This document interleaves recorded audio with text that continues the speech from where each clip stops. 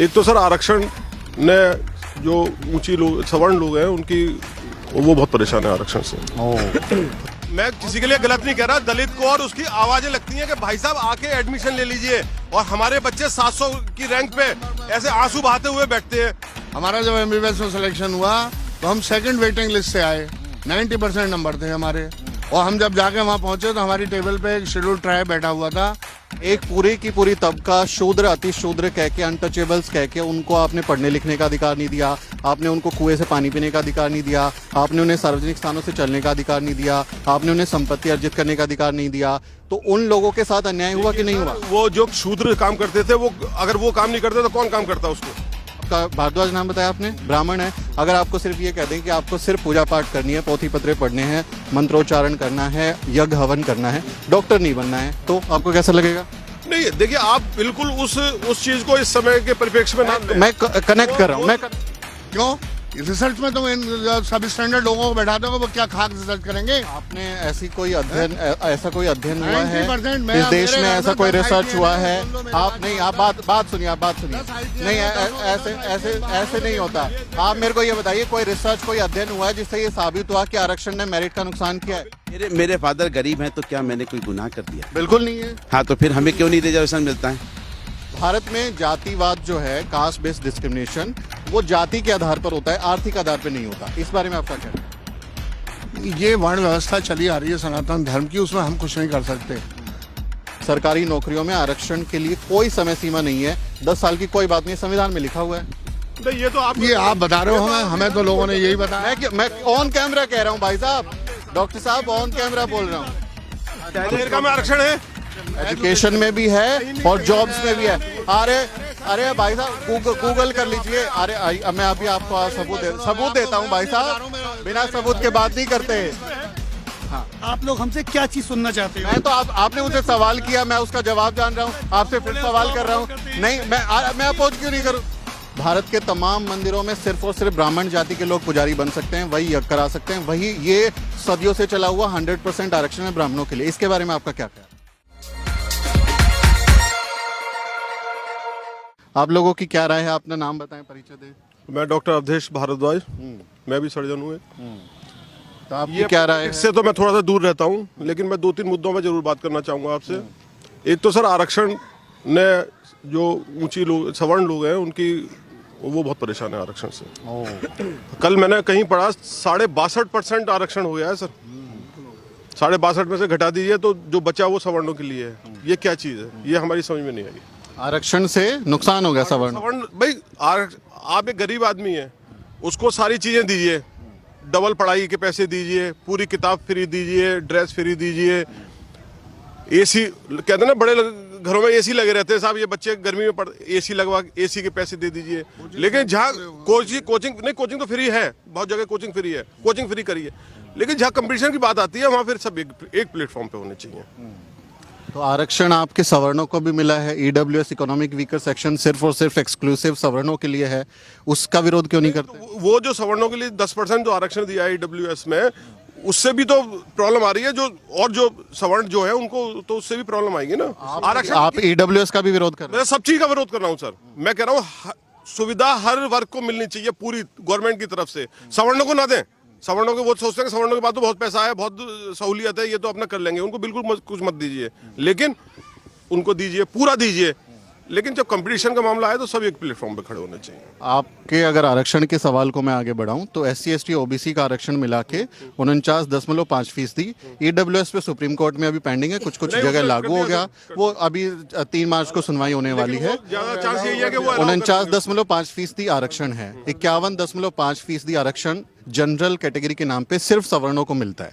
तो आपको 51% है और बाकी को 49.5%, उनका तो आंकड़ा कम हुआ, तो जो ज्यादा मिल रहा है उसको दिक्कत क्या? मैं आंकड़ों पे जा ही नहीं रहा।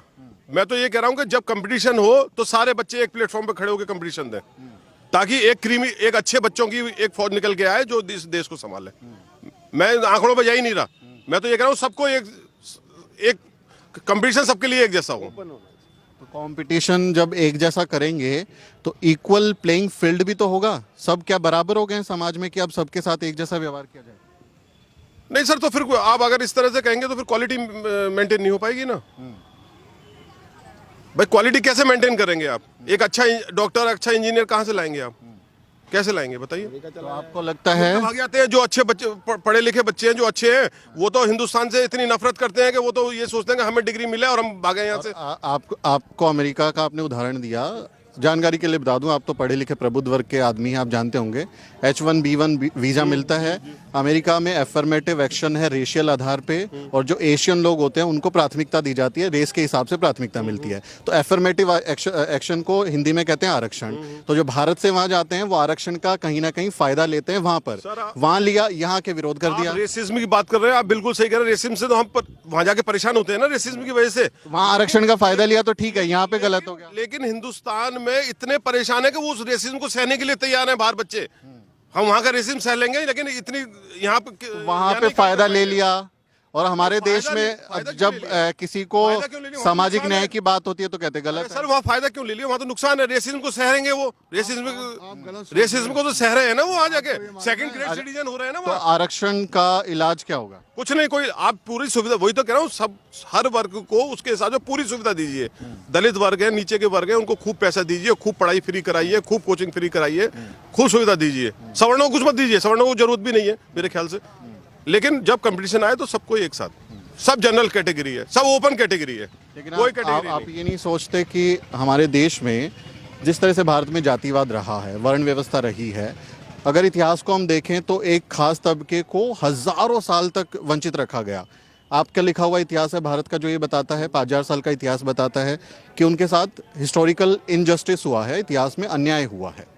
उस अन्याय को सुधार के तौर पर ये आरक्षण दिया गया, संविधान जब बनाया लोगों ने, तो उसमें गलत क्या नजर आता है? सर वो देखिए, अब आप अगर वर्णों की बात करेंगे तो मैं इसको गलत नहीं कहूंगा, क्योंकि अगर आप भगवान को मानते हैं और अपने उसको मानते हैं तो ये वर्ण हमारे ऊपर से बनाए गए हैं, भगवान ने बनाए हैं ये वर्ण संस्था जो वर्ण का जो वो बनाया है सिस्टम, वो पुराणों से आया है और भगवान ने ही बनाए हैं हमारे लिए। भगवान ने आपके बनाया, हम उसको गलत नहीं कहेंगे। भगवान ने आपके तो भगवान बनाया, कोई चीज़ गलत नहीं करता। तो जातियों में बांटा समाज को।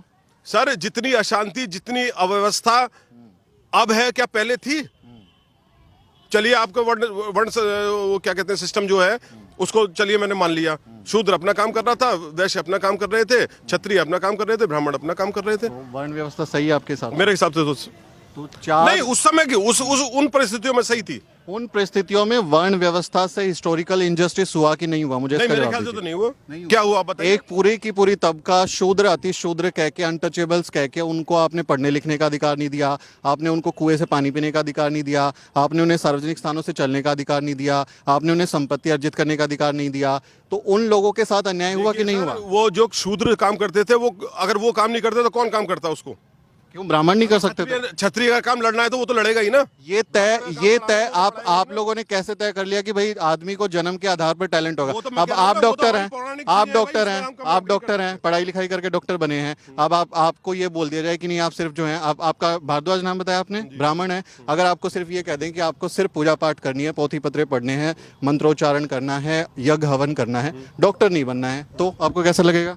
नहीं, देखिए आप बिल्कुल उस चीज को इस समय के परिप्रेक्ष्य में ना लें। मैं कनेक्ट कर रहा हूँ, वो आपने कहा उन दिनों ठीक थी वो।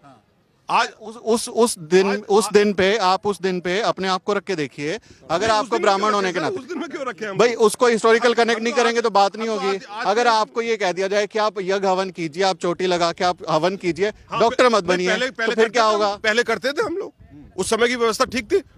उस समय पंडित मंत्रोच्चारण करता था, हवन करता था, यज्ञ करता था। बाकी जो मेहनत कश तबका था वो मेहनत कर रहा वो था। मेहनत करता था। किसने थोपा उनके ऊपर मेहनत? नहीं, थोपा किसी ने नहीं, हर आदमी खुश था, ऐसी बात नहीं है। आप जन्म के आधार पे ये कह रहे हैं, आप चतुर्वर्ण के आधार पे ये कह रहे हैं। मेरा नाम है सुमित चौहान। सुमित चौहान ये समझ लो कि ये पूरी कायनात जो है डिवीजन ऑफ लेबर के लॉ पे चलती है। डिवीजन ऑफ लेबर का नाम समझते हो? राइट, मैं बिल्कुल समझता हूँ, लेकिन डिवीजन ऑफ लेबर में भी डिवीजन ऑफ लेबर है। लेकिन साहब ये बताइए, डिवीजन ऑफ लेबर जन्म के आधार पर होगा क्या? नहीं, बिल्कुल नहीं होना चाहिए। वर्ण व्यवस्था किसके आधार पर? देखो, एक बात 100 साल पहले, 2 साल पहले तुम थे ना हम थे। उन दिनों की बात सर, उन दोनों की बात क्यों कर रहे हो? उन दिन आप आरक्षण की बात करेंगे तो मैं वर्ण व्यवस्था की बात करो। हमसे सुनो यार, हमारा जब एमबीबीएस में सिलेक्शन हुआ तो हम सेकंड वेटिंग लिस्ट से आए। 90% नंबर थे हमारे। और हम जब जाके वहाँ पहुंचे तो हमारी टेबल पे एक शेड्यूल ट्राइब बैठा हुआ था। हमारे 1200 में से 945 और 949 नंबर थे और उसके थे 300 नंबर। तो आपको लगता है कि बुरा नहीं लगेगा? सर इसे आप कैसे जस्टिफाई करेंगे मैं उसे? जस्टिफाई कर रहा हूँ।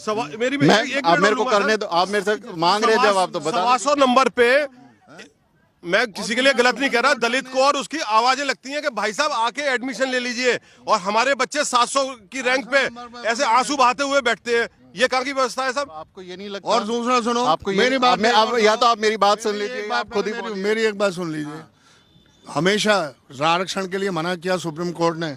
डॉक्टर्स हैं, हाई टेक इंजीनियर्स हैं, स्पेस रिसर्च है, केमिकल रिसर्च है, इनमें आरक्षण ना लागू किया जाए।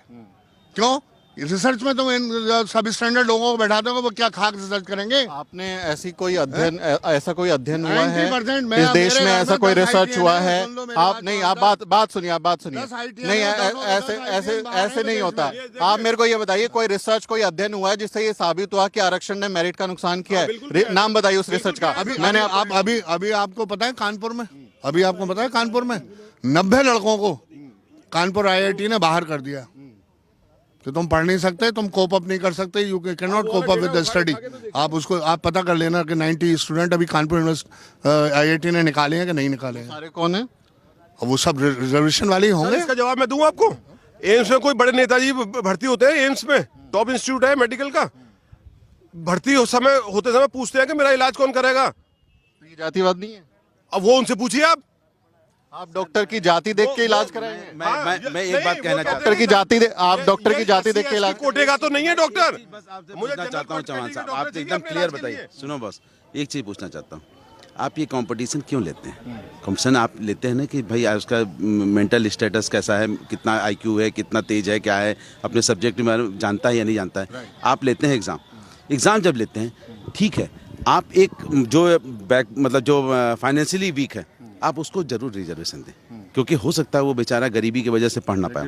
लेकिन जातिवाद के हिसाब से मैं बता रहा हूँ, आरक्षण की जो समझ है वो आपको गरीब से अमीर बनाने की नहीं है, वो गरीबी उन्मूलन कार्यक्रम नहीं है। वो उसका मतलब है कि आप जब देश चलाएंगे, सरकार चलाएंगे, कुछ चीज़ें इंस्टीट्यूशन चलाएंगे, वहाँ आपके प्रतिनिधित्व को गारंटी करना कि ये देश हम सबका है और सब मिलकर इस देश को चलाएंगे, तो सबकी गारंटी हो। इसीलिए आरक्षण है। वो आपको गरीब से अमीर थोड़ा नहीं, गरीब अमीर की बात नहीं। देखिए एक मिनट, गरीबी का क्या मतलब? मैं तो बस एक ही बात कहना चाहता हूँ, आप जब कंपटीशन लेना है तो कंपटीशन का फिर क्या वैल्यू है? यदि आपको जब ऐसे ही रिजर्वेशन करना है तो कंपटीशन का फिर कोई वैल्यू नहीं है। वहाँ रिलैक्सेशन मिलता है, पूरा तो नहीं आपको बिल्कुल एकदम गायब कर देते कि बिना ही एग्जाम दे दीजिए, बिना ही उसके आगे। भाई आपको, हमें जो जनरल आदमी को 50% चाहिए, उनको चाहिए 30%, डिफरेंस तो आ गया ना। फिर कंपटीशन आप क्यों ले रहे हैं? हिस्टोरिकल इनजस्टिस को सही करने के लिए नहीं, हुआ ना। ये आपको लगता है कि वो जो अन्याय हुआ था उसके मुकाबले में इतने थोड़े वक्त के लिए जो एफर्मेटिव एक्शन दिया वो ठीक हो गया? हम ठाकुर फैमिली से हैं, राजपूत फैमिली। क्या मेरे दादा परदादा क्या वो हमें खानदानी पैसा दे के गए हैं? आप बताइए, क्या हमें क्या राजस्थान से पैसा मिला है, राजाओं से पैसा मिला? नहीं मिला ना। हम भी तो वैसे ही हैं, हमारी क्या गलती? बस बहुत ये सारे होगा कि लोगों के पास में जमीनें, जायदाद, बिजनेस भारत में जाति के आधार पे होता है कि नहीं होता है? होता है ना। हाँ, तो बिल्कुल होता है। जो जिस जाति में पैदा हो गया उसके संपत्ति और सारी चीजें उसको मिल जाती हैं। मेरे फादर गरीब हैं तो क्या मैंने कोई गुनाह कर दिया? बिल्कुल नहीं है। हाँ, तो फिर हमें क्यों नहीं रिजर्वेशन मिलता है? एक बात बताइए। रिजर्वेशन आपको अमीर बनाने के लिए नहीं दिया जाता। मैंने बोला नहीं। देखिए, हर आदमी का मेन मकसद क्या है? आदमी को पैसा चाहिए, आदमी को अपनी जीविका चलाने के लिए धन चाहिए, ठीक है ना। वो धन कहाँ से आएगा? जीविका कैसे चलेगी ये बताइए? जीविका तभी ना चलेगी जब हमें रोटी मिलेगी, जब अदरवाइज हम कैसे जिंदा रहेंगे? तो यस, या मैं कहता हूँ पढ़ाई लिखाई सब कुछ फाइनेंशियली वो है, इम्पोर्टेंस है, उसको आप दूसरा तर्क, एक तर्क पे और सवाल लूंगा मैं आपका भी एक तर्क पे और। भारत में जातिवाद जो है, कास्ट बेस्ड डिस्क्रिमिनेशन, वो जाति के आधार पर होता है, आर्थिक आधार पर नहीं होता। इस बारे में आपका क्या कहना है? ये वर्ण व्यवस्था चली आ रही है सनातन धर्म की, उसमें हम कुछ नहीं कर सकते। हमारा भी जन्म एक इत्तेफाक है, हम कोई जानबूझ कर थोड़ी पैदा हुए हैं यार। ये तो ईश्वर ने हमें पैदा कर दिया, ब्राह्मण हो गए। मेरे बाबा पंडिताई करते थे, मेरे पास 300 रुपए नहीं होते थे MBBS में पढ़ने को यार। मुझसे तो कोई नहीं पूछने आया। आप मेरी वेदना क्यों नहीं समझते? लेकिन आपके साथ भेदभाव दूसरी ये हुआ, बात ये है कि आपके साथ भेदभाव 10 हुआ साल के लिए कि बाबा ब्राह्मण है इसको टच बाबा मत करो। अम्बेडकर ने 10 साल के लिए लगाया था ये। 10 साल के लिए जब कौन से सिर्फ आर्टिकल नेताओं में, की और नेताओं कौन की से बदमाशी आर्टिकल है में? ये। सिर्फ पैसे वोट लेने के लिए ये बिल्कुल। आप मैं ये बता सब देता 10 हूँ, साल के लिए लगाया मैं था। बता देता हूँ, जो आप 100 साल तक उसे लगाना मैं चाहते बता हैं। देता हूँ आपको। आर्टिकल 335 भारतीय संविधान में है जिसमें आरक्षण की व्यवस्था है। आप जो 10 साल का कह रहे हैं ना भाई साहब, हिस्टोरिकली आप उसको एक बार देखेंगे, पढ़ेंगे, समझ में आएगा। That was for representation in assembly and parliament. वो सिर्फ विधायिका में आरक्षण की बात है। सरकारी नौकरियों में आरक्षण के लिए कोई समय सीमा नहीं है। 10 साल की कोई बात नहीं, संविधान में लिखा हुआ है। नहीं, ये तो आप बता रहे हो हमें तो लोगों ने यही बताया। मैं ऑन कैमरा कह रहा हूँ भाई साहब, डॉक्टर साहब ऑन कैमरा बोल रहा हूँ, ऑन कैमरा बोल रहा हूँ। कैमरा तो आपके पास मोबाइल है? मोबाइल है? आपने कुछ कह दिया, उसकी कोई वैल्यू है? आपके पास मोबाइल है? मोबाइल है। आर्टिकल 355, आर्टिकल 335 गूगल कर लीजिए भाई साहब। नहीं, वो बात नहीं है। जो चीज गलत है गूगल कर लीजिए ना, मैं तो मना नहीं कर। मैं एक बात जरूर आपका फैक्ट मेरा फैक्ट सही साबित होगा कि गलत। पॉलिटिक्स के बारे में या बहुत राजनीति के बारे में नहीं जानता। बस मैं इतना जानता हूँ कि यदि आप जो है, मतलब सीधी बात है कि यदि आप जो है अपने देश को उठाना चाहते हैं, बढ़ाना चाहते हैं, आगे बढ़ना चाहते हैं, या किसी भी परिवार को भी बढ़ना चाहे, तो भाई साहब उसमें जो है आपको उस जमाने में शिक्षा आदमी बहुत केवल- जरूरी है और पढ़ाई लिखाई जरूरी है, समझ रहे हैं? और आरक्षण तभी मिलेगा, अब मतलब ये खत्म होगा तभी परिवार आगे बढ़ेगा, अदरवाइज नहीं तो नहीं बढ़ पाएगा। बात सवाल ये अपर कास्ट और लोअर कास्ट भी हम नहीं कर रहे हैं। हम तो बस सीधी जानते हैं कि भाई जो यदि मान लीजिए कोई अपर कास्ट का भी फाइनेंशियली वीक है तो उसको भी यदि रिजर्वेशन मिले तो कोई बात नहीं है, लेकिन आप यदि टैलेंट को यदि आप आउट करेंगे तो नेचुरली आपका देश आगे नहीं बढ़ पाएगा। लोगों को लगता है आरक्षण से टैलेंट नहीं हुआ। अमेरिका में आरक्षण है, अफर्मेटिव एक्शन एजुकेशन में भी है और जॉब्स में भी है। अरे भाई साहब गूगल कर लीजिए। मैं अभी आपको सबूत देता हूँ भाई साहब। बिना सबूत के बात नहीं करते, बिना सबूत के बात नहीं करते, बिना सबूत के बात ही नहीं करते, बिना सबूत के। अरे मैं आपको अमेरिका का दिखा रहा हूँ भाई एक साहब। बात सुनिए, मैं सच बता रहा हूँ डॉक्टर ए.के. सिंह, हमारे यहाँ जितने शुल्क 10-20-25 लोग थे, हमारे प्रोफेसर ने रो रो के धक्के मार मार के उन्हें निकाला, पढ़ के दिए ही नहीं भाई साहब वो। जब कोई चीज आसानी से मिल जाती है ना तो आदमी उसकी वैल्यू नहीं समझता है। धक्के मार मार के उनको निकाला भाई साहब। और जो आरोप लगते हैं कि हमारे साथ जातिगत भेदभाव हुआ, हमारे टीचर, अभी आपको पता होगा आईटी के वीडियो आए थे जिसमें टीचर गाली दे रहे थे जाति के आधार पर, तो इस तरह के वीडियोस भी तो वो गलत, तो वो जातिवाद सही है क्या? वो हम कंडेम करते हैं, हम गाली गलौज के खिलाफ हैं, हम गाली गलौज के खिलाफ हैं, हम कंडेम करते हैं उस बात को। गाली देने से कोई मतलब नहीं है। अगर इसका मतलब थोड़ी कि अब हिंदुस्तान जो है जाके ईरान इराक पर अटैक कर दें क्योंकि मुगल वहां से आए थे, हैं मिडिल ईस्ट से आए थे, तो इसका मतलब थोड़ी कि हम जा करके उन पर अटैक कर दें क्योंकि हमारे पूर्वजों को उन्होंने वो किया था। सवाल एक और आरक्षण है इस देश में। अभी आप जिसका भी बोलेंगे मैं आपको गूगल कर दूंगा। हाँ, आप लोग हमसे क्या चीज सुनना चाहते हो? मैं तो आपने मुझे सवाल किया, मैं उसका जवाब जान रहा हूँ, आपसे फिर सवाल कर रहा हूँ।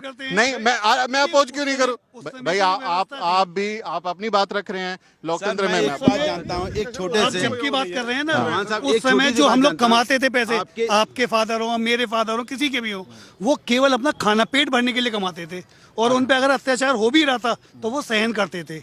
उसके बाद जो जनरेशन आई वो अपना स्टैंडर्ड बढ़ाने के लिए कमा रही थी। एक आखिरी सवाल ले रहा हूं मैं, क्योंकि आप लोगों को निकलना होगा। भारत में एक आरक्षण हो रहा है, भारत में धार्मिक आरक्षण। भारत के तमाम मंदिरों में सिर्फ और सिर्फ ब्राह्मण जाति के लोग पुजारी बन सकते हैं, वही यज्ञ करा सकते हैं, वही ये सदियों से चला हुआ 100% आरक्षण है ब्राह्मणों के लिए। इसके बारे में आपका क्या ख्याल?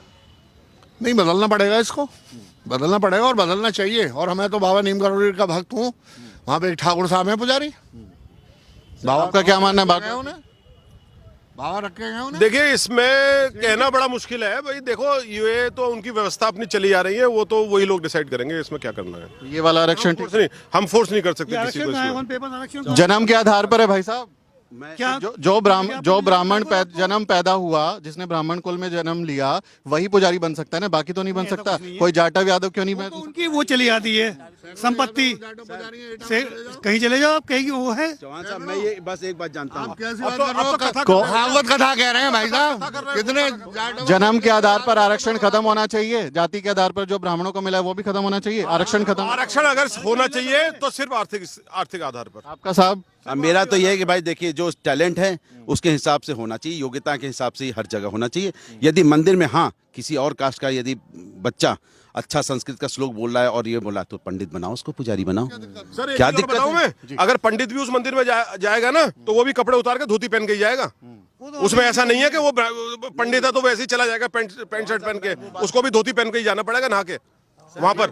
बहुत बहुत मजा आया आपसे बात करके, बहुत अच्छी, बहुत बहुत शुक्रिया। तो ये अलीगढ़, मैं दिल्ली से आया हूँ साहब, ये अलीगढ़ की जनता, हालांकि हमारी चर्चा चुनाव पर शुरू हुई थी लेकिन वो आरक्षण की तरफ चली गई। एक आखिरी सवाल और बस चुनावी, क्योंकि हमारी स्टोरी है, योगी जी मुख्यमंत्री बनेंगे 22 में? पक्का 100% पक्का बनेंगे। ये अलीगढ़ की जनता की राय, आपका इस पूरे मसले पर क्या सोचना है, क्या राय है, आप कमेंट में लिखिए और हमारे चैनल को सब्सक्राइब जरूर करें। मेरा नाम सुमित चौहान है और इस वीडियो स्टोरी में मेरी मदद कर रहे हैं मेरे सहयोगी मोहित कुमार। अगले वीडियो में मिलते हैं साथियों।